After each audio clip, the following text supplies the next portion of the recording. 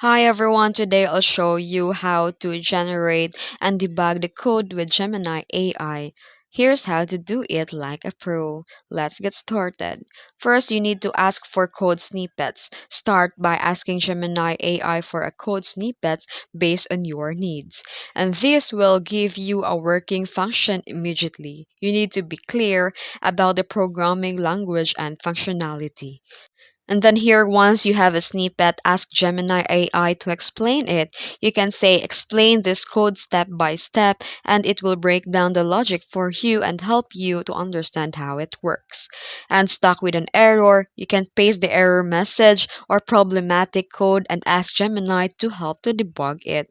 For example, fix this logic error in my code, and this will pinpoint the problem and provide suggestions for fixes. Then, even if your code works, you can also ask Gemini for suggestions for improving it. So it can help you to learn the best practices and refine your code. You can also optimize the code performance, and the Gemini AI can identify the potential issues and help improve the efficiency of your code. So use the Gemini AI to generate, debug, and improve your code makes development faster and easier. Give it a try and experience coding like never before. If you found this tutorial helpful, don't forget to like and subscribe for more tips and tricks. Thanks for watching.